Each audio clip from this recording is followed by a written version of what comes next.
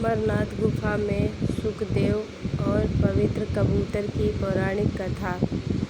अमरनाथ की इस पवित्र गुफा में भगवान शंकर ने भगवती पार्वती को मोक्ष का मार्ग दिखाया था।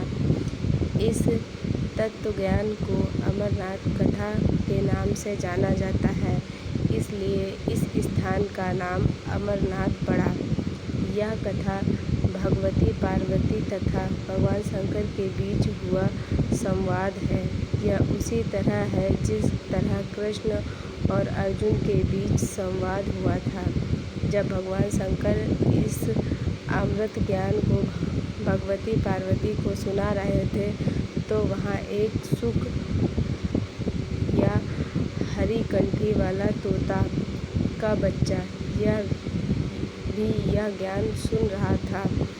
पार्वती कथा सुनने के बीच में पुकारा भरती थी। पार्वती जी को कथा सुनते सुनते नींद आ गई और उनकी जगह पर वहाँ बैठे एक सुख ने हुकारी भरना प्रारंभ कर दिया। जब भगवान शिव को यह बात ज्ञात हुई, तब वे सुख को मारने के लिए दौड़े और उसके पीछे अपना त्रिशूल छोड़ा। सुख जान बचाने के लिए तीनों लोकों में भागता रहा।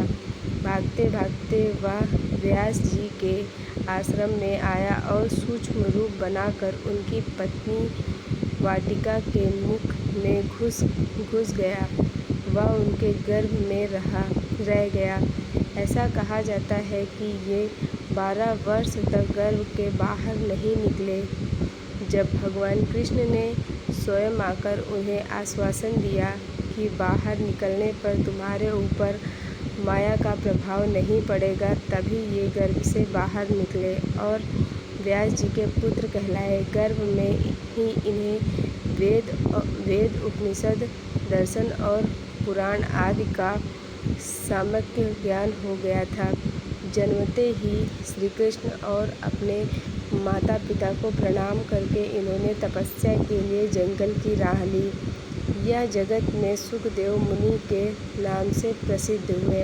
पवित्र युगल कबूतर अमरनाथ की यात्रा के साथ ही कबूतरों की कथा भी जुड़ी हुई है। इस कथा के अनुसार एक समय महादेव संध्या के समय नृत्य कर रहे थे कि भगवान शिव के गण आपस में ईर्ष्या के कारण कुरु कुरु शब्द करने लगे। महादेव ने उनको श्राप दे दिया कि तुम दीर्घकाल तक यह शब्द कुरु कुरु करते रहो। तदुपरांत रुद्र रूपी गण उसी समय कबूतर हो गए और वहीं उनका स्थायी निवास हो गया। माना जाता है कि यात्रा के दौरान पावन अमरनाथ गुफा में इन्हीं दोनों कबूतरों के भी दर्शन होते हैं। यह आश्चर्य ही है कि जहाँ ऑक्सीजन की मात्रा नहीं के बराबर है और जहाँ दूर दूर तक खाने पीने का कोई साधन नहीं है, वहाँ ये कबूतर किस तरह रहते होंगे।